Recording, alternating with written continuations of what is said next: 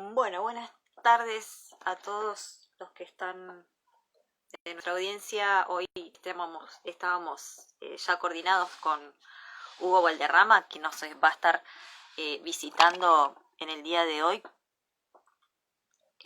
para estar comentándonos hacia dónde va toda América Latina en este momento con las regiones o este gran bloque regional que se ha conformado.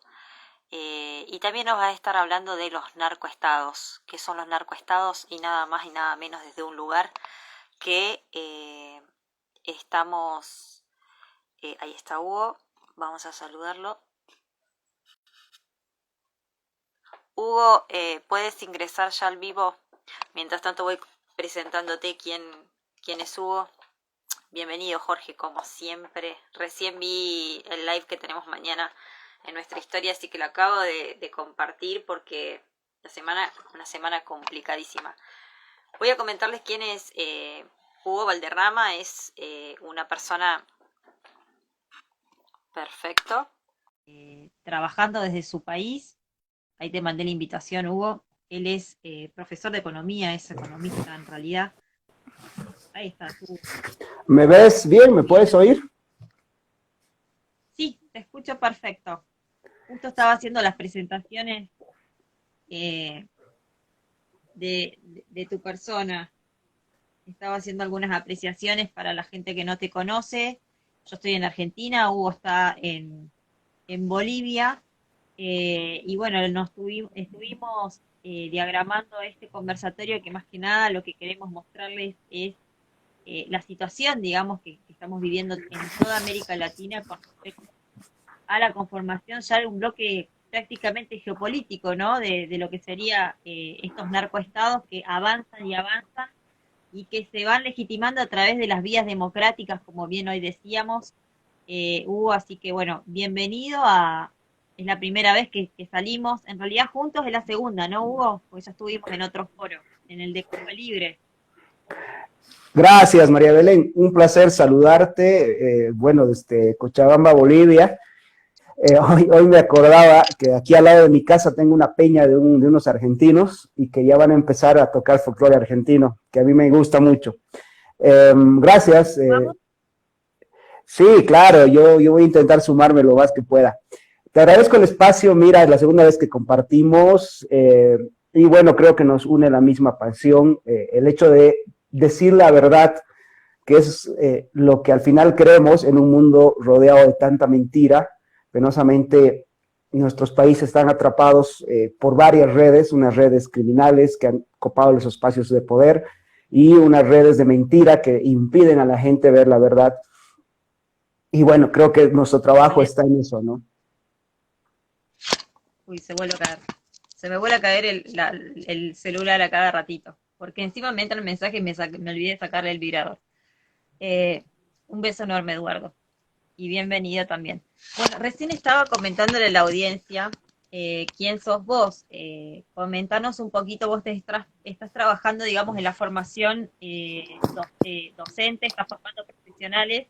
Estuvimos hablando un poco también de nuestro contexto, porque yo también estoy en la formación en educación, aparte del periodismo.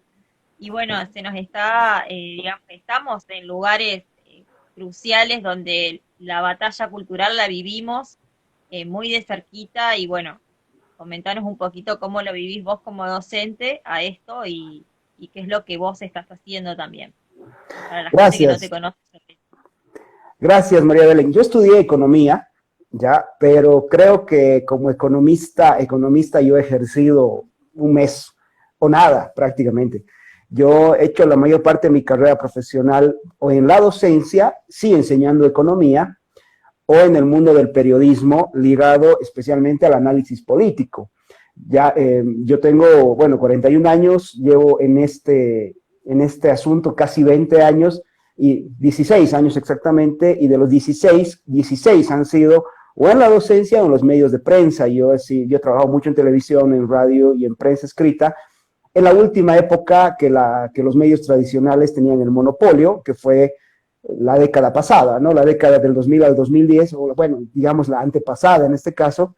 Ya Y después de eso, bueno, con el nacimiento, con el boom de las redes sociales, la era Facebook y todo esto, mi trabajo se ha volteado más a los medios digitales y ahora trabajo como analista político en una empresa, Visor Bolivia se llama, tenemos un periódico digital, www.visorbolivia.com, donde yo hago parte del análisis político, especialmente lo ligado a Bolivia y la región latinoamericana. Y bueno, desde hace unos meses colaboro con el Pan Am Post de Mamela Fialó, que bueno, creo que es uno de los medios de alternativos más coherentes que tenemos en el último tiempo, ¿no? Lo que nos dicen a nosotros que somos los periodistas de la derecha, porque al lado de lo que sería el progresismo, los medios de comunicación, y no estamos en los medios tradicionales justamente porque construimos opinión pública desde otros espacios, haciendo revisionismo histórico, que es lo que vamos a revisar ahora un poco, y también estamos haciendo, digamos, otro tipo de contenidos que nunca lo van a encontrar en un medio, digamos, tradicional masivo. De hecho, están todos con pautas oficiales ya o con diagramaciones editoriales directamente que bajan desde las pautas oficiales, o sea que nosotros estamos quedando fuera. Ahora, en las redes sociales también estamos sufriendo un montón de censura, Hugo. Vos lo sabrás decir con esto que hoy hablábamos, off the record, digamos, o antes de hablar en la entrevista en sí, sobre lo que está pasando con los contenidos que nos censuran o que nos sacan o que nos bajan o que no sé si te pasa a ti bastante seguido, y lo que hablábamos hoy de esto de la incitación al odio, que es la censura y la excusa que nos dan cuando nosotros realmente denunciamos o evidenciamos con un dato. Mira, yo tengo una cuenta oficial de Facebook que tiene 13 años, que ha sufrido un montón de censuras en los últimos años, ¿no? De hecho, ya no la uso para nada que no sea cosas personales desde hace 6 meses y tuve que abrir otra cuenta de Facebook alternativa, pero haciendo un truco. Me abrieron un correo electrónico en Estados Unidos, me pasaron la contraseña y me abrieron la cuenta de la nueva cuenta de Facebook en Estados Unidos. Esa es la que estoy usando ahora para cuestiones políticas y mi cuenta oficial, Facebook me ha forzado a cambiar el nombre y he tenido que usar mi apodo de infancia, o sea que si tú vas a Facebook vas a encontrar un Chelo Valderrama, que es mi apodo de infancia, y una cuenta oficial que es Hugo Marcelo Valderrama, que esa es la cuenta que estoy usando ahora para mi trabajo en cuanto a la comunicación. En Instagram no he tenido mucha censura, no soy mucho de Instagram.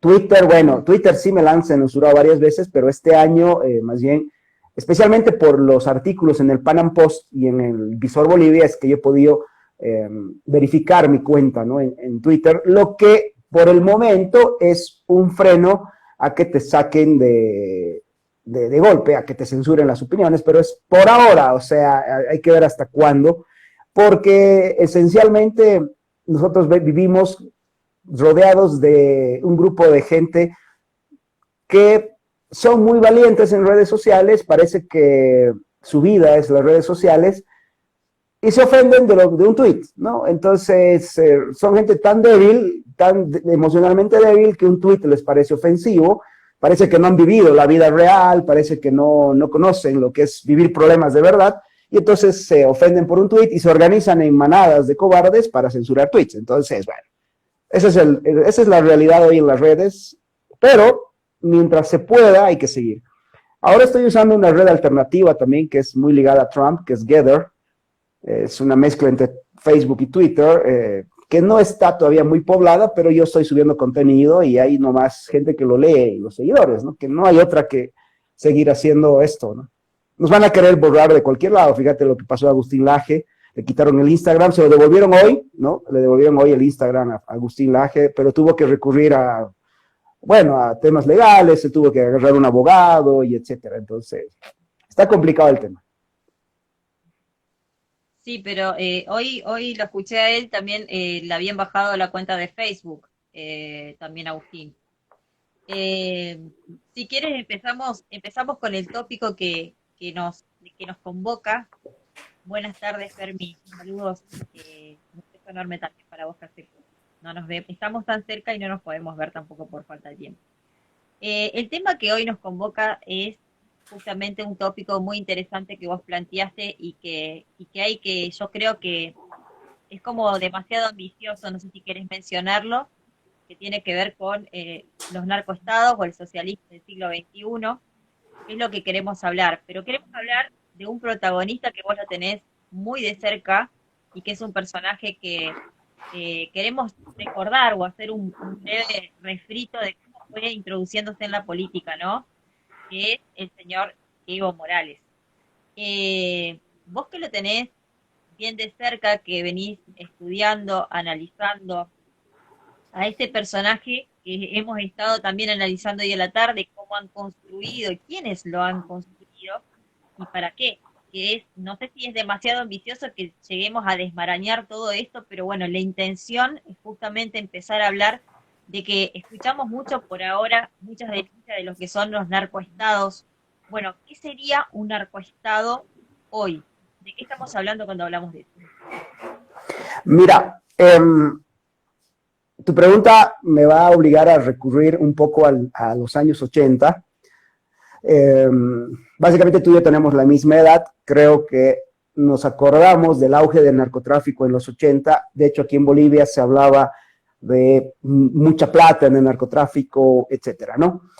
En los 80 había un señor llamado Pablo Escobar que se atrevió a declararle la guerra al Estado colombiano bajo el lema: prefiero una tumba en Colombia que una cárcel en Estados Unidos. Y él fundó el grupo de los extraditables y le declaró la guerra al Estado colombiano. Ya. ¿Por qué empiezo por Escobar? Él tuvo un guardaespaldas, un sicario, como quieran llamarlo, que era John Jairo Velázquez Vázquez, que murió el año pasado fuera ya de prisión, que estuvo 20 y pico de años preso. Y él escribe un libro que, si alguien lo quiere leer, se llama Sobreviviendo a Escobar. Muy bueno el libro. Y entre las cosas que él cuenta era que el sueño de Escobar era que el narcotráfico controle los estados, ¿no? El sueño de Escobar era formar estados donde el narcotráfico sostenga al Estado, que el narcotráfico esté por encima de las instituciones estatales. Ese era el sueño de Escobar. Evidentemente, cuando él muere en 93, el sueño muere con él, o por lo menos la posibilidad de que él concluya el sueño muere con él, pero hubo una posta, ¿ya? Y esta posta se llamó el Foro de Sao Paulo.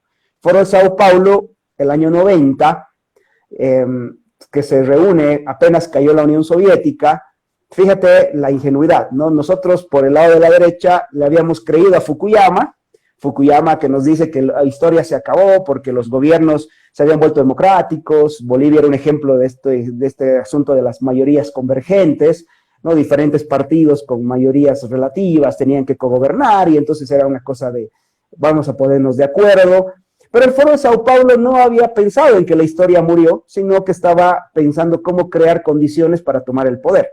En el Foro de Sao Paulo estaban presentes las FARC. Ahora, las FARC, y esto lo dice el señor John Jairo Escobar, para la época de los años 80 ya habían sido captadas por el narcotráfico porque descubrieron que era un negocio muy rentable, demasiado rentable, o extorsionar narcotraficantes o ser narcotraficantes. Y de hecho, en Colombia, tanto las FARC, los carteles de narcotraficantes comunes que se volvían millonarios y las autodefensas, todas entraron al negocio de la exportación de cocaína, ¿no?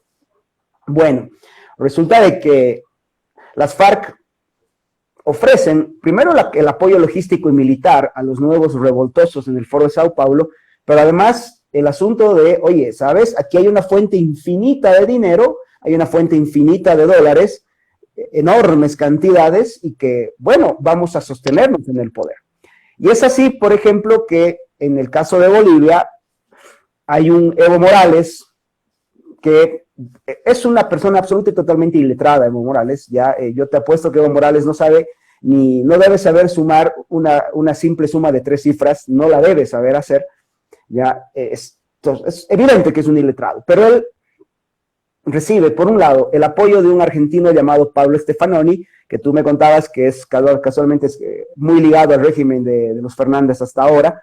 Él es parte del que construye el discurso de el pobre indígena que hoy día está peleando contra el imperio norteamericano, porque el imperio norteamericano le había decretado la guerra al narcotráfico en Bolivia a través de la ley 1008. Aquí hay una ley, la ley 1008, que existía la ley, ya no existe más, que, bueno, hacía ilegal el sembradío de coca, ¿no? Y esta gente vino, no, que este es el nuevo imperialismo, el nuevo colonialismo. Esta gente construyó el discurso y además empezó a proyectar a Evo Morales como el líder de estos movimientos subversivos, ¿no? De hecho, Ernesto Laclau también habla de la posibilidad de reinventar los discursos de la izquierda, ¿no? En esos años. Luego aparece el señor Soros, George Soros, que financia una ONG que se llama Coca 90. ¿Ya?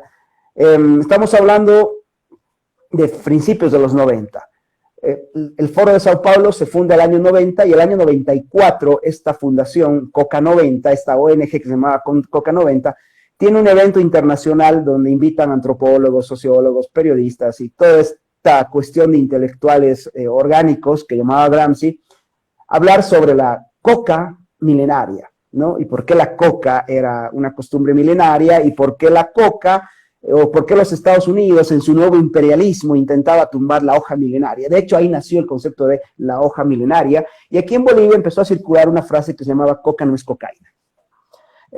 Más que probar, eso es una falsedad, pero la cocaína está presente en la coca, ¿no? Que se quiera o no se quiera. Ahora, claro, lo quieras decir o no. Ahora mira, lo interesante es que esta ONG, en esos años, principios de los 90, cuando a Evo Morales aquí ni siquiera se lo escuchaba en esos años, ya declara a Evo Morales como el futuro presidente de Bolivia. Entonces, fíjate que ya estábamos hablando de un proyecto de largo plazo. O sea, no era que Evo Morales es la construcción del pueblo originario no. Ellos estaban diseñando a el nuevo líder que iba a tomar el poder. A partir de esos años, de finales de los 90, 98, 99, es que la figura de Evo Morales empieza a coger mucho vuelo, y es en dos momentos muy importantes. Uno es la guerra del agua del año 2000, ya donde se hace un bloqueo de caminos mayoritario bajo el pretexto de que se estaba en teoría privatizando el agua, ¿no? Y había que defender los recursos naturales, ¿no? En el fondo lo que estaban buscando era una plataforma de conflicto para proyectar a Evo Morales como líder, básicamente. A partir de ese momento, una de las figuras que empieza a surgir es Evo Morales como líder de los cocaleros, que bloqueaban caminos y demás. Hay un segundo momento que la historia boliviana ha intentado olvidar los últimos años, que es la guerra de la coca, que se da a principios del año 2000. En esta época, el gobierno intenta cerrar, año 2001, el gobierno intenta cerrar un mercado de coca en mi ciudad, y hay una guerra muy grande y unos enfrentamientos violentos, y en ese entonces había 2 oficiales heridos, un sargento de policía y un teniente de ejército que estaban en los enfrentamientos, que al ser evacuados en la ambulancia son total y absolutamente masacrados. Esta gente logra emboscar la ambulancia y los remata de una manera muy cruel. Ya, ese es uno de los eventos que la historia boliviana se ha intentado olvidar los últimos años, ¿no? Y bueno, luego tienes a un Evo Morales que el año 2003 logra tumbar al último presidente democráticamente elegido en Bolivia, que fue el señor Gonzalo Sánchez de Lozada. Ahora, plata de quién se financia la famosa guerra del gas, pues básicamente fue, por un lado, las FARC, que brindaron apoyo logístico, y por otro lado, hubo mucha injerencia venezolana en esos años, mucha plata de Hugo Chávez, porque primero que Hugo Chávez quería poner a alguien que él pudiera manejar, ¿no? Y en este caso era Evo Morales. Y por otro lado, en ese momento, Bolivia estaba cerrando un negocio de exportación de gas con California, que hubiera significado quitarle la venta de gas a Venezuela hacia los Estados Unidos. Evidentemente, Hugo Chávez no tenía intenciones de que eso se dé, y se arma una revuelta. Se tumba el gobierno de Sánchez de Lozada, se pone, además que, ojo, Evo Morales tuvo ahí la mano de un traidor, al que yo llamo el mayor traidor de la democracia en Bolivia, el señor Carlos Mesa. Carlos Mesa era vicepresidente en ese entonces de Gonzalo Sánchez de Lozada, y él renuncia o deja solo a su presidente, declara que su presidente estaba masacrando indígenas, o sea, se puso del lado del cuento progre, ¿no? que de este lado había un pobre pueblo que reclamaba libertades y que el gobierno, que su presidente era un fascista. El cuento. Lo dejó solo, desestructuró totalmente el gobierno, debilitó y acabó en la renuncia. Y él se queda como presidente y él llama a una cuestión que no sé si la gente de mi país se acordará, que es el gobierno de ciudadanos e invita a cogobernar a los movimientos sociales, o sea, a Evo Morales. Y ahí es donde Evo Morales pone elementos fuertes, entre ellos es Justo Seaone, un hombre fuerte del partido de Evo Morales, que fue ministro en el gobierno de Carlos Mesa. O sea, pero obvio, esta gente no iba a parar. Carlos Mesa fue un ingenuo, porque él pensó que se iba a quedar como presidente, y transó con los que iban a tumbar a su presidente, pero no contó que esta gente no iba a parar y lo acabó tumbando a él. No, entonces lo acaban tumbando y bueno, se retira. Este es un tipo sin dignidad porque años y después de haber perdido el gobierno por esta gente, siguió siendo funcional, siguió andando con ellos, siguió ganando plata, siguió haciendo negocios. De hecho, fue funcionario en el gobierno de Evo Morales entre el 2012 y el 2014 con la demanda marítima de La Haya. El tipo se hizo mucho dinero ahí y siempre hizo negocios con el Estado. Entonces, ¿cómo llega Evo Morales al poder? Con la misma estrategia que había logrado tumbar la extradición de colombianos Pablo Escobar, declarándole la guerra al Estado colombiano. Evo Morales le declaró la guerra al Estado boliviano y, bueno, logró torcer al último gobierno democrático que tuvimos. Ese es Evo Morales y ese es el que llega al poder. Una vez instaurado en el poder, te escucho. Estamos hablando de que este pequeño trabajo, esta pequeña labor, implicó prácticamente 3 décadas de ir instalando de a poco, primero un relato, una imagen, una historia de algo que Evo Morales no era, justamente, y la masividad de un liderazgo, digamos, en la representación de lo que sería Evo Morales hoy. Hiciste una cronología prácticamente donde 3 décadas se trabajó. La izquierda siempre tiene la paciencia de llevar como camino, o sea, como hacer un trabajito de hormiga de años. Nosotros lo que tenemos que intentamos visibilizar y contar y explicar con esto que estamos haciendo es justamente de por qué hoy estamos en Latinoamérica como estamos. Y Hugo lo está, digamos, describiendo a todo este escenario previo hasta la construcción de Evo Morales.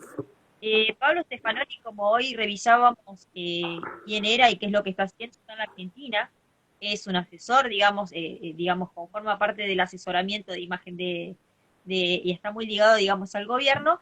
Y también encontramos que está escribiendo en Página 12, que es el diario oficial de este gobierno, que es de Cristina Kirchner. A partir del 2010, y antes era el de La Nata, digamos, que es un periodista con una estilística muy particular que surgió también en los años 90. Sí, Stefanoni es el gran constructor del relato de la guerra de la coca, la guerra contra el narcotráfico como el nuevo colonialismo, que es el mecanismo por el cual se empieza a disparar la figura de Evo Morales, ¿no? Sí, eso te quería preguntar, lo iba a dejar para más adelante, pero bueno, es importante que nos vayamos direccionando hacia dónde va esto, digamos. Hay como una introducción también a nuevas palabras, ¿no? Este nuevo colonialismo, ellos siempre van a utilizar, digamos, palabras desde el discurso, desde el relato, como que han tenido una evolución, ¿no es cierto?, con respecto a esto, y es importante que vos le empieces a destacar. Entonces ahí vemos cómo Evo va perfilando hasta conseguir lo que fue. Ahora, cuando hiciste, digamos, la alusión de cómo llega Evo Morales y el intento de derrocamiento que hizo, de hecho, digamos, lo llegó efectivamente. Justamente ayer estábamos escuchando a Eduardo Víter, que recién estaba ingresando también a ser parte de la audiencia, que también comentó que ingresa Chávez, digamos, en el caso de Chávez, ingresó, digamos, por lo que serían las vías militares, ¿no? Intenta también hacer un derrocamiento, que no lo logra en ese momento, pero eso le sirvió del escenario posterior, o le sirvió como la escalera para poder después retomar y, digamos, ponerse en la altura de lo que ellos llaman, yo veo que como que crean líderes mesiánicos, digamos, con cierta expectativa en el pueblo de la representación, utilizando mucho una palabra que yo me hago cargo de que es lo que voy a decir, que es el resentimiento prácticamente, o eso que tan estigmatiza tanto según ellos y que bueno, que por eso empiezan con esto de la igualdad y de generar, digamos, este tipo de cosas. Ahí entró Horacio, un beso grande, Horacio, gracias por acompañarnos. Eso es lo que yo veo que utilizan, ¿no? Eso está presente en todos los líderes que han introducido, que hoy lo veíamos con vos también, a la situación en la que hoy estamos. Mira, la política tiene mucho de relato también, ¿no? O sea, yo veo a mucha gente del otro lado decir dato mata relato. Sí, eso es a los convencidos, ya, o sea, a la gente que entiende de estos temas. Saludos, Horacio, gracias, Horacio. Pero el pueblo llano,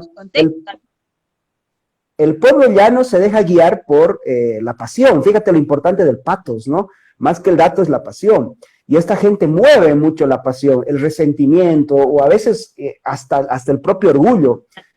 Porque acá Evo Morales se presentó como el verdadero boliviano, no como los demás bolivianos que son más blancos, que son los herederos de la explotación colonial, porque ese es otro relato que usaron, ¿no? Entonces hay mucho de relato que penosamente del otro lado nos hemos quedado, y en esto yo soy fan de Agustín Laje, que él lo dijo, nos hemos quedado en las tablas de Excel, ¿no? Hablando de crecimiento económico, de desarrollo. Mira, a estos tipos esas cosas hoy día les importa tres pitos, y te voy a decir por qué. Desde que se han hecho del negocio del narcotráfico, ellos generan mucho más dinero que el mayor capitalista de Bolivia.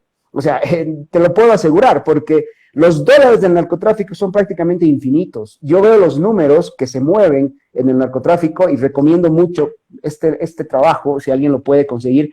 Lo escribe un periodista socialista boliviano que se llama Manuel Morales Álvarez, pero es un estudio muy bueno de la cantidad de dólares que genera el narcotráfico en Bolivia. Y tú dices, no, o sea, esta gente realmente ya hace rato que superó el discurso económico o el tema o sea, esta gente ya tiene en sus manos una fuente infinita de recursos, por lo tanto, el dato mata relato desde el punto de vista de lo económico, las ventajas del libre mercado, sí, sirven para, no sé, para los artículos de prensa, para los convencidos, para una charla entre nosotros, pero la gente no, o sea, ya estos tienen el poder económico como para construir los relatos que quieran, y eso es lo que pasa en Bolivia, ¿no? Evo Morales, con el dinero del narcotráfico, puede darse el lujo de conseguir el relato que quiera.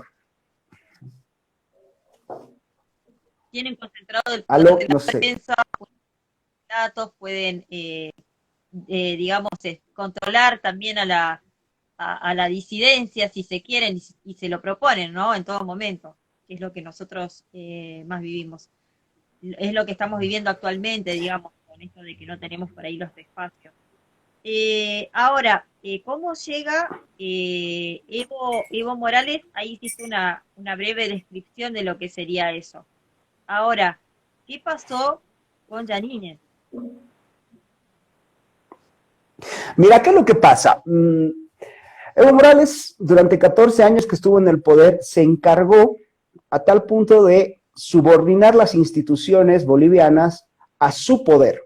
¿Ya? O sea, aquí la policía no servía a la ciudadanía, sino servía al partido. Lo mismo pasaba con las Fuerzas Armadas, la justicia, etcétera. Entonces, cuando llega Janine Áñez al poder, ella tuvo dos errores muy grandes. ¿Ya? El primero fue ser candidato, ¿no? Ella se dejó presar por su propio partido y le dijo, bueno, señora, láncese de candidato. Usted es popular en este momento y sea candidato. Bueno, ahí ya la gente las dijo, no, pero ¿qué le pasa? Todo escándalo, ¿no? Luego viene el tema de la corrupción. En su gobierno hubo muchos actos de corrupción que son innegables, ¿ya? Eso no se puede defender a nadie. Hubo corrupción. Gente que se benefició con sobreprecios en la época de la pandemia, Sí, la hubo. Hubo mucha gente que se benefició directamente de los sobreprecios en respiradores y otra serie de cosas. Los hubo. Pero además tuvo un gran problema. En su ambición de ir de candidato y demás, se olvidó auditar el padrón electoral, ¿ya? Porque una de las instituciones que copó el masismo en 14 años de poder fue precisamente el órgano electoral. Y ahí es en el órgano electoral donde los números no cuadran. Ya yo te contaba esta tarde, cuando cuadrábamos este live, que por ejemplo el colegio médico tiene una tasa, tiene tres datos importantes: la tasa de mortalidad, la tasa de natalidad y el componente poblacional de mi país. Resulta de que en los últimos 20 años la población boliviana en crecimiento neto tiene 22% aproximadamente, según el colegio médico, y hay otros datos de otras investigaciones que también llegan a unos resultados muy parecidos, ¿no? Bueno, ¿cómo explicas que el padrón electoral haya crecido en más del 90%? ¿No? O sea, ¿cómo explicas? O sea, el padrón electoral no puede crecer más que la población, no tiene ningún sentido por ningún lado. O sea, el crecimiento poblacional debería ser correlativo al crecimiento del padrón, porque no puede votar más bolivianos de los que están vivos. Es así de simple. Ya no hay que ser un genio de la matemática ni de la estadística. Claro, aparte no te dan los números. A la izquierda nunca le dan los números a la hora de hacer los fraudes, y menos, digamos, ahora en los padrones electorales. ¿Desde qué edad se vota en tu país, Hugo? Acá se vota desde los 18 años. Te voy a dar un dato antes de que se me olvide. El año 2019, cuando se descubre el gran fraude de Evo Morales, por ejemplo, mi abuela, que falleció en 2014, seguía inscrita en el padrón electoral. Uh-huh. O sea, mi abuela seguía votando 5 años después de haber fallecido, ¿no? Entonces, todo ese tipo de datos existían en el padrón: dobles titulaciones, dobles nombres, doble carnetización. Hay un ex político boliviano actualmente exiliado en los Estados Unidos, el doctor Sánchez Berzaín, que él tiene algunos datos y habla de aproximadamente 1 millón de votos que son votos fantasmas en el padrón electoral, y que es lo que le permite al gobierno del MAS ganar las elecciones con el porcentaje que gana, ¿no? Entonces, ese es el problema, y que Yanine Áñez no tuvo el valor de auditar ese padrón. No sé, o sea, nunca voy a entender las razones. ¿Por qué no lo hizo? Deben existir, hay sus defensores, sus detractores, ese no es el tema. El hecho fáctico es de que nunca se auditó un padrón tramposo, ya, eso es lo que pasó. Y por otro lado, tienes una oposición, y vuelvo al mismo: el señor Carlos Mesa, el que le entregó el país a Evo Morales, se presenta ante la ciudadanía boliviana como la opción. Entonces, yo me hice ganar un montón de adjetivos calificativos de grueso calibre por simplemente decir: oigan, a ver, este es el tipo que le entregó el poder a Evo Morales en el 2003, y hoy día, el 2019 y 2020, se nos presenta como un opositor. Es un tipo que además toda su vida ha trabajado para el gobierno de Evo Morales, o por lo menos los últimos 10 años de su vida trabajó para... O sea, ¿cómo va a ser un opositor? Es funcional. Pero bueno, me hice ganar una serie de insultos de grueso calibre. ¿Y qué pasó? Bueno, el señor Carlos Mesa es en teoría el jefe de la oposición en Bolivia, no hace nada, no se preocupa. Hoy día Yanine Áñez está siendo tratada de una manera inhumana, se le niega inclusive el acceso a medicamentos básicos. 3.600 metros de la altura de La Paz, la señora tiene presión alta, eso es fatal. Tener presión alta y estar a esa altura es una combinación terrible, y bueno, así la tienen a la pobre señora. Me da mucha pena, pero en cierto sentido ella es culpable de su propia desgracia por no haber sentado una mano dura, por lo menos en el auditaje del padrón, ¿no? Y la oposición funcional hoy día... Dime, te escucho. No, que no me quiero olvidar de mencionar que Starmatic también estuvo bajo el control, digamos, de estas elecciones. Starmatic, en todos los lugares donde se ha venido, digamos, diagramando lo que es el fraude electoral, porque hay gente que desgraciadamente Hugo sigue creyendo que porque votan y tienen elecciones, viven en democracia. Lo vive Venezuela, digamos, y ya vamos a hablar en un ratito de eso. Si es que llegamos y nos da el tiempo, ojalá que sí, pues ya vamos más de media hora, aunque no parezca, va muy dinámico, pero tenemos un montón de cosas que queremos señalar. Bueno, Starmatic también participó de lo que sería el conteo de los votos, sea que ya con eso estamos no solamente diciendo que es propicioso que se depure el padrón electoral y por otro lado también evitar, si quieren realmente ser libres de lo que sería el fraude, sacarse Starmatic de encima. Mira, las labores que ella las tenía que hacer, porque cuando se derroca Evo Morales, la protesta popular de los 21 días de noviembre de 2019, sacan a Evo Morales del poder, la primera función que tenía era, bueno, vamos a depurar el padrón, vamos a hacer un padrón nuevo y vamos a elecciones con un padrón nuevo. Ya nunca se hizo eso y caímos en una trampa de ir a unas elecciones amañadas, ¿no? Amañadas. Y bueno, hoy tienes el regreso de Evo Morales porque el actual presidente, el señor Arce Catacora, no gobierna Bolivia. O sea, por favor, ya eso, el que crea eso vive una irrealidad. El señor Arce Catacora es simple y llanamente un empleado de Evo Morales. Fíjate que Evo Morales, no sé si tú viste la toma de poder de Castillo en Perú. Evo Morales tuvo más honores que el presidente de Bolivia. O sea, el protocolo presidencial del Perú le rindió honores a Evo Morales, que es un simple ciudadano. Aquí hay un chiste, porque hay una foto donde se ve a Castillo, ahí está Alberto Fernández, y al otro lado está Evo Morales y otros políticos, ¿no? Y el presidente de Bolivia está al rincón. Entonces dice, Arce Catacora estaba llevando los bocaditos, ¿no? Las papas fritas y las cosas, porque estaba ahí de mesero. Porque en el fondo se lo tratan así a Evo, al presidente actual. O sea, es un payaso, es un títere y no gobierna Bolivia. El que sigue gobernando es Evo, ¿no? Entonces, bueno, consecuencias de no haber hecho su trabajo, ¿no? Y ahí viene el gran problema que yo lo escribí en mi artículo de hoy, de los narcoestados, es básicamente ese, que las oposiciones funcionales, total de ganar un espacio de poder, están dispuestas a hacer acuerdos con este régimen, o de silencio o de complicidad, ¿no? Entonces, aquí en Bolivia tenemos opositores, entre comillas, que se están literalmente limpiando las nalgas, por ejemplo, con los presos políticos, ¿no? Yo tengo varios amigos que están presos políticos hoy, a los cuales la oposición ni siquiera se ha dado la molestia de ir a visitarlos a la cárcel, ¿no? La gente que le está pasando muy mal. No, los opositores están cobrando los $3,000 mensuales que pagan el gobierno a los asambleístas de Bolivia, y bueno, pare de contar, el resto ni siquiera se han acercado a preguntar a esta gente que está presa, oye, ¿sabes qué? ¿Necesitas ayuda? ¿Tienes comida? ¿Estás recibiendo atención médica? Nada, o sea, están presos ahí y los han totalmente abandonado, ¿no? Ese es el problema, o sea, una oposición que ha decidido cogobernar con el partido de Evo Morales. Exactamente. Muchísimas gracias por toda la información que nos estás brindando para que cualquier persona que nos esté viendo pueda también comprender que este modelo no solamente, digamos, se está dando en Bolivia, sino que con el resultado de las últimas elecciones, que también está comprobado el fraude en Perú, porque no lo digo yo, sino que lo dijo hasta la misma Junta Electoral. Lo que pasa que la señora Keiko no salió, digamos, a admitir esto.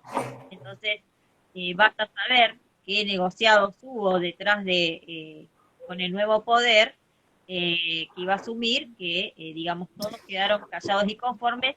Los que no están conformes es el pueblo peruano, que para mí es una tiempo, en cualquier momento vamos a tener novedades, porque la gente se está manifestando en la calle y en cualquier momento también eso va a explotar, porque se están dando ciertas características de lo que fue pasando también aquí cuando se supo ya en las primarias, por ejemplo, cuando ya en las primarias se empezó a ver, digamos, que volvía, digamos, Fernández a través o sea, Fernández, me refiero a Alberto, pero Cristina Fernández al lado, digamos, acompañando esto, ya empezó a perfilar y bueno, ahí empezó, digamos, a subir el dólar, la inflación, empezó a aumentar el riesgo país, del cual hoy ya no hablan como indicador económico, ya no lo mencionan nunca más en la Argentina, justamente por pauta oficial y porque no se lo permiten tampoco mencionar, ¿no? Hay muchas cosas que no se hablan en los medios, hay muchas cosas que se dejaron de analizar. Me acuerdo que el dólar te lo ponían en la pantalla de cómo iba subiendo minuto a minuto, todos los días, y ahora, por ejemplo, no lo mencionan en ningún momento. Esto es una bajada de línea que la gente tiene que empezar a darse cuenta, digamos, de cómo se manejan los medios y cuánta relación tienen con lo que sería la parte oficial de los gobiernos. Por eso no son libres. Nosotros con Hugo podemos estar hablando de estos temas y por las redes sociales justamente porque no tenemos ningún compromiso con nadie para poder hacerlo. Una de las cosas que te quería comentar, digamos, Evo Morales cuando estuvo en la Argentina, porque estuvo de refugiado político, se corrió desde México y estuvo en la Argentina viviendo con lo que acá sería el delito de estupro, porque dos menores de edad. Acá la mujer en la Argentina, o sea, sos mayor de edad cuando sos varón, a los 18 se vota desde los 16 si querés por a través de un proyecto que se ha hecho, obviamente con el kirchnerismo a través del voto joven, que desde los 16 años si vos querés votar y tener la experiencia de participación ciudadana, te podés inscribir para salir en el padrón para poder votar. Y la mujer es mayor de edad a partir de los 21. Ahora, estuvo él alojado como refugiado político en una casa en Turquía, con disposición obviamente de todo lo que era la seguridad de nuestro gobierno, o sea, pago por nuestros impuestos, muy cómodo, con, o sea, con lo que sería su mujer, que es una adolescente, y otra mujer también, que está dentro de lo que sería el harén de Evo. Mira, ese es un tema muy, muy complicado en Bolivia. Ya, te voy a dar dos datos. El propio Evo Morales presumía de que las quinceañeras lo buscaban para acostarse con él. Lo dijo varias veces en entrevistas. Si yo te paso algún link, si lo quieres compartir, está ahí en una entrevista, creo que casualmente es en Argentina, con uno de estos periodistas kirchneristas que son todos unos lametraseros.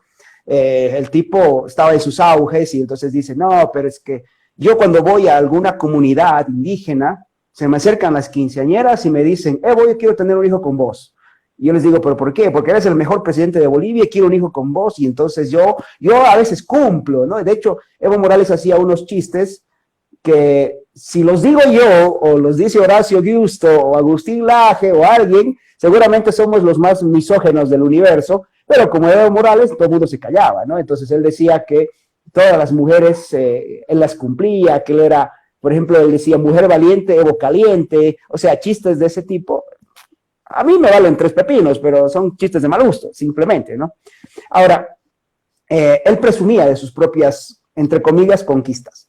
Hay una dirigente indígena boliviana, la profesora Sabina Condori, que ella le inició varios procesos a Evo Morales por abuso de menores de edad. O sea, estás hablando de una dirigente indígena ya iniciándole un proceso. Evidentemente, con una justicia corrompida como la justicia boliviana, no llegaron a nada. A ella la entrevistaron en varios lugares. Ella contó literalmente lo siguiente. Evo llegaba a un lugar, le gustaba una niña, porque a él le gustan entre 14 o 15 años, todas las chicas que se le han conocido a lo largo de... Dime. Hay muchos videos de esto, yo he visto un montón de videos, digamos que donde se ve claramente lo que estás contando. Mira, lo que te iba a decir, lo que dice Sabina Condori es que muchas niñas tenían terror y asco de esto, ¿no? Pero la propia comunidad presionaba a los padres de la niña porque si no, no había plata para infraestructuras, ¿no? De la extorsión por el dinero del Estado, y la propia comunidad amenazaba con tomar medidas contra la familia, entonces mucha gente cedía a estas cosas. El avión presidencial, que de paso el gobierno de los pobres, el presidente de los pobres se compró el avión presidencial más caro del mundo. El avión presidencial de Bolivia, cuando se lo compró el año 2011, era el más caro del mundo. No sé cómo estará catalogado ahora, pero en ese entonces era el más caro del mundo. En ese avión presidencial, el propio Evo Morales se encargó de subir fotos de él con menores de edad, ¿no? Usaba el avión presidencial como su bulín, si tú quieres, ¿no? En términos argentinos. Y bueno, ese es Evo Morales. Paradójicamente, nunca se lo logró procesar, y hay otro fenómeno interesante, antes de que déjame cerrar esta parte. Aquí hay una activista feminista llamada María Galindo, ya que se la pasa pintando paredes, llamando pedófilos a los curas, etcétera. Y pero que es muy amiga de Evo Morales. Perdón. Sería como Mayra Mendoza en la Argentina. Sí, algo así. Bueno, cuando... Sí, me ubico de Mayra Mendoza. Cuando estaba el gobierno de transitorio de Yanine Áñez y los juicios de Evo Morales por pedofilia empezaron a hacerse públicos, ella dijo, no, es que no se puede juzgar a Evo, Evo es soltero. Además, en la cultura indígena es normal que un adulto se acueste con una menor de edad. O sea, épale, o sea, el relativismo cultural justificando el delito. Sí, o sea, ahí ya se acabó el feminismo, ¿no? O sea, en los indígenas está permitido el patriarcado. O sea, un tipo de 60 años, como es 61 años, como es Evo Morales, puede tener mujeres de 15, ¿no? Ahí no hay problema. En el indigenismo no hay problema. En ese caso no hay problema. El problema es de que si Hugo Valderrama de 41 se pone de novio de una chica de 25, ay, sí, yo soy un maldito patriarcal, abusivo, y de hecho que eso están haciendo con Luis Fernando Camacho. Luis Fernando Camacho es contemporáneo mío, el gobernador de Santa Cruz, y él tiene una novia de 29 años, o sea, estás hablando de un tipo de 41 que está de novio de una chica de 29. Y bueno, él sí es un machista, él sí es un misógeno, él sí es un abusador de mujeres, él sí es un patriarcal, o sea, él sí. Pero Evo Morales de 61 con chicas de 14, no, él es una cultura indígena. Fíjate las contradicciones, ¿no? Entonces, bueno, eso es Evo Morales y no me extraña que en Argentina haya hecho eso, ¿no? De hecho, en Argentina estuvo la que oficialmente dijo que era su novia, que es Noemí, que ahora tiene 19 o 20, pero que cuando empezó a andar con Evo Morales tenía 14 o 15. Sí. Eso estuvimos hablando hoy a la tarde y sí, el dato está confirmado. Incluso también, digamos, como en medio de la pandemia que no entraba nadie al país, digamos, ellos sí pudieron transitar, pudieron viajar, ellos sí vinieron por tierra, sin ningún inconveniente. Eso también se trascendió acá en la Argentina, así que lo podemos, digamos, decir, porque está totalmente, digamos, es de público conocimiento prácticamente todo lo que estamos diciendo. Eh, ¿Cuál es el relato que se va a sostener con este dato que vos me comentabas hoy que me parece muy interesante? Que Evo Morales, Evo Morales lo que terminó haciendo era unir se podría decir, dos alas de la izquierda. Lo que tú me comentabas hoy con este indigenismo, con este movimiento, también lo que sería el progresismo actual, digamos, con redes sociales que están muy, muy vigentes, ¿no? Que los vemos prácticamente todos los días porque la prensa le da muchísimo espacio a eso. Mira, actualmente el movimiento del socialismo políticamente tiene dos vertientes muy grandes, ¿ya? Que al interior de esas dos vertientes podríamos analizar más a menudo. Pero te voy a citar las dos vertientes grandes. Por un lado está la corriente indigenista, dentro del movimiento al socialismo, por ejemplo, a la cabeza de personajes como el señor David Choquehuanca, actual vicepresidente de Bolivia. ¿Ya? Y ellos tienen la idea de reconstruir las culturas precolombinas. Son esencialmente antioccidentales en su discurso, ¿no? Entonces, ellos quieren reconstruir las culturas precolombinas, por eso están ligados, por ejemplo, al tema mapuche en Chile, en el caso de ustedes también, con los indígenas de la Patagonia, etcétera. Entonces ellos lo que quieren es que los indígenas se reproduzcan más y que poblacionalmente desplacen a lo que ellos llaman los caras, ¿no? En quechua, caras es una especie de no puro, si tú quieres. O sea, ellos son los puros y los que, en mi caso, que tenemos un tono un tanto más blanco, somos los impuros, ¿no? Los caras. Entonces, este discurso de vamos a reconquistar nuestro Tahuantinsuyo a través de la gran reproducción de los vientres, las mujeres dando muchos hijos. De hecho, Evo Morales en un discurso dijo, voy a cobrar un impuesto a la mujer que no sea madre, ya, lo dijo hace unos años atrás. Este discurso indigenista choca con la otra corriente de la izquierda, que es lo contrario, que es el discurso, el aborto, el ambientalismo, la idea de, oye, no, que los pobres ya no tengan hijos, ¿no? Que ya no se reproduzcan. El discurso ese que ustedes tienen en Argentina, ¿no? Ojo que los ambientalistas están diciendo que hay que reducir la población y que es mejor no tener hijos porque esto está causando el recalentamiento global. O sea, ahora están diciendo eso, digamos, como propaganda, si se quiere, de la ideología que ellos pregonan. Así que, digamos, ahí tenemos un problema de contradicción. O sea, ellos van a elegir quiénes se van a reproducir y quienes no deben reproducirse, y más allá de todo lo que estamos viviendo con el virus del COVID, que un poco también lo que son los sobreprecios y todo lo que se está dando cuando estuvo en la gestión. Mira, ahora aquí viene el gran tema. Todo el mundo me dice, ¿y cómo sobreviven estas dos corrientes antagónicas? Una que quiere reproducir indígenas y la otra que no quiere que la gente se reproduzca. Bueno, sobreviven porque se necesitan mutuamente para chupar dinero público y ganar notoriedad. O sea, hoy día todo el mundo quiere ganar la notoriedad que te da el ser ministro, viceministro o director de alguna cosa en Bolivia y al mismo tiempo usar el dinero público como, bueno, fuente de capitalización, que eso es lo que va a pasar.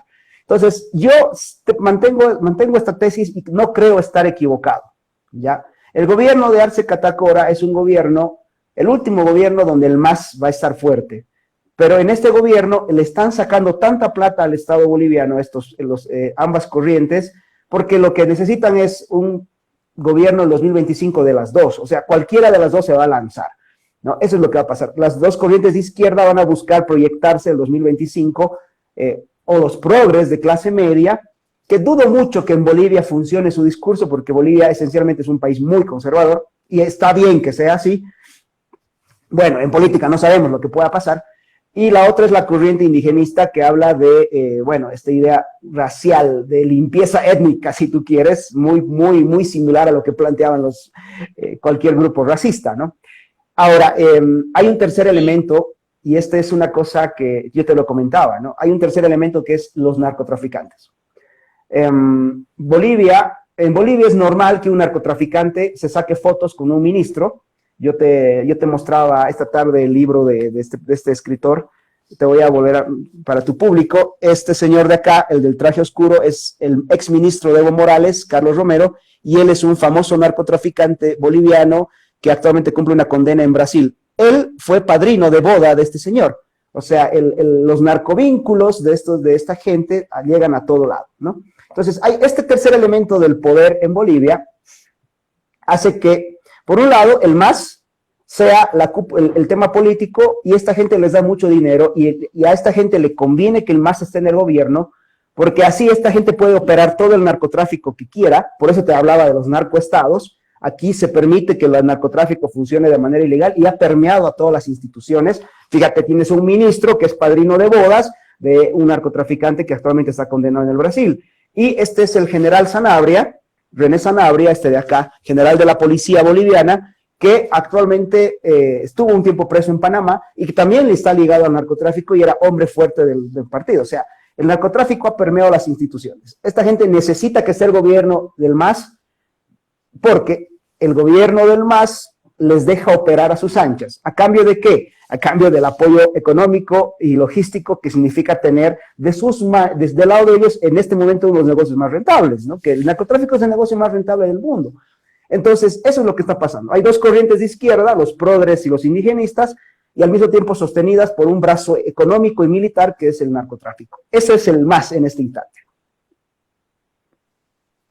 O sea que el futuro para Latinoamérica, contando toda esta estrategia geopolítica que vos estás mencionando, está demasiado complicado. Sumándole ahora lo de Cuba, que finalmente la semana pasada terminó recibiendo toda la ayuda comunitaria, ahora no tienen acceso a Internet, por lo tanto ya no vamos a tener, digamos, información de lo que esté pasando ahí.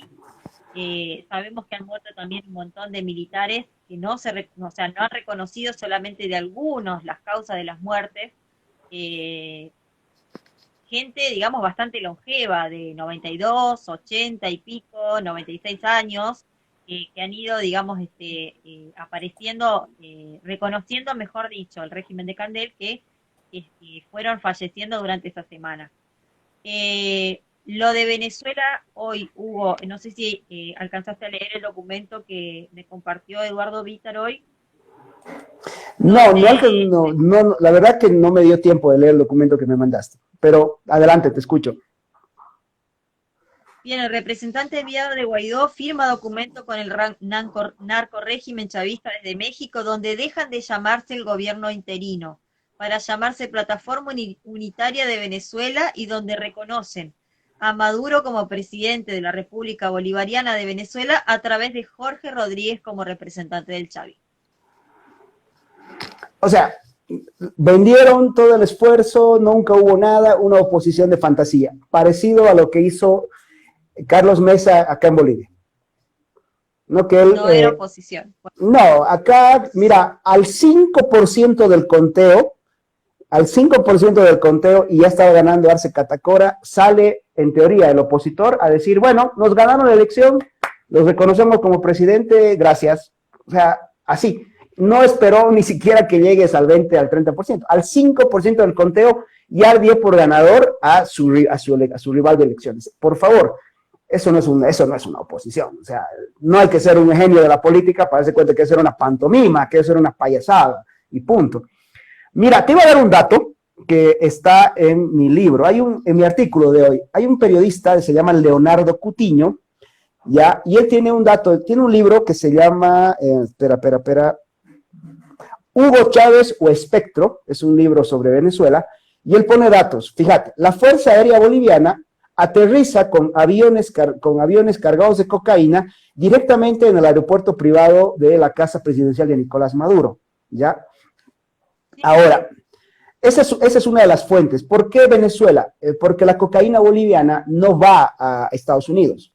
Ya la cocaína boliviana busca salidas hacia el Atlántico para meterse o en Europa o en África, que son los mercados de la cocaína boliviana.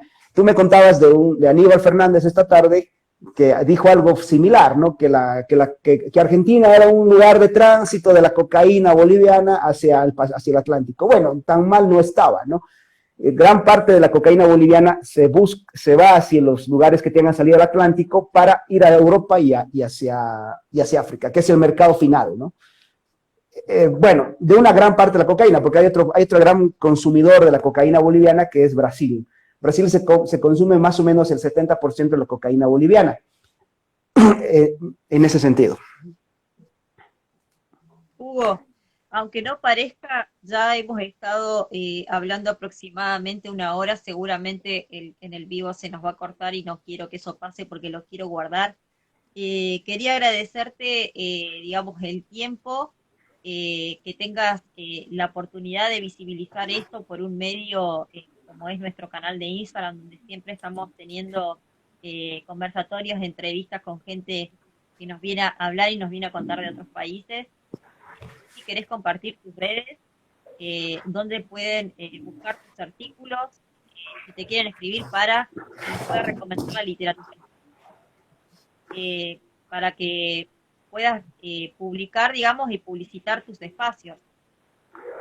Gracias, María Belén. Te agradezco que me hayas cedido a mí el espacio en tu entrevista. Sé que tienes gente de lujo. Has hecho una pausa para estar conmigo y luego sigues con la gente de lujo, así que te agradezco la atención. Mis redes sociales, @Hugo Valderrama en Twitter, en Instagram estoy como @Hugo Valderrama _escritor, ese es mi Instagram público. Tengo un blog personal que es www.hugovalderrama.com y la página del periódico es www.visorbolivia.com. Ahí están mis artículos semanales, ¿no?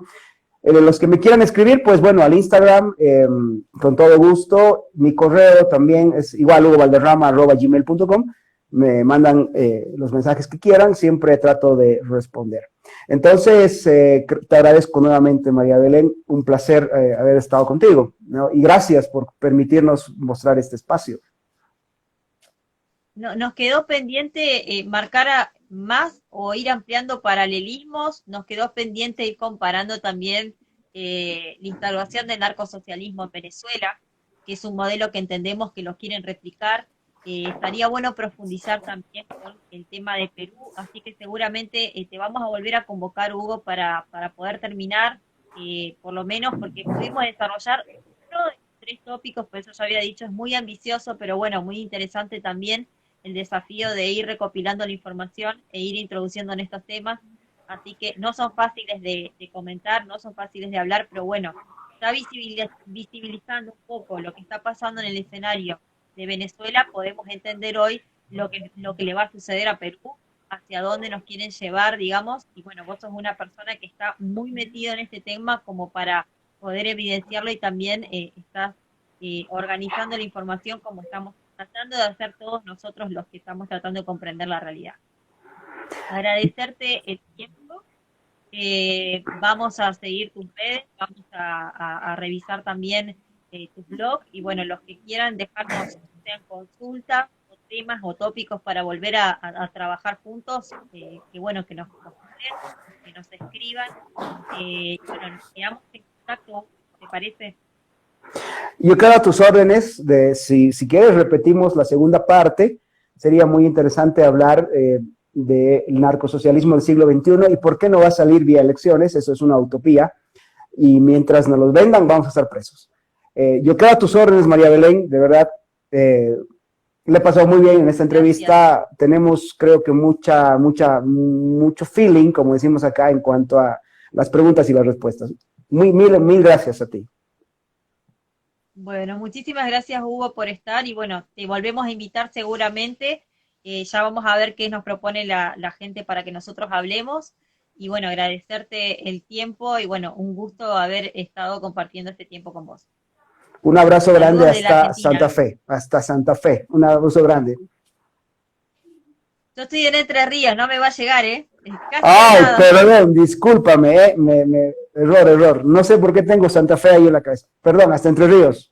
Está pegado, compartimos, o sea, estoy al lado. Yo tengo, por ejemplo, en la costanera, enfrente ya Santa Fe, así que por eso te digo, voy a quedar ahí a expectativa porque no me va a llegar. Pero estamos muy cerquita, o sea, estabas bien orientado, digamos, geográficamente. Bueno, Hugo, un Voy por abrazo. Argentina otra vez. Un abrazo grande. Cuídate. Saludos. Bendiciones a ti. Gracias. Ahí lo guardo al vivo, ¿eh? Dale, un abrazo. Un abrazo.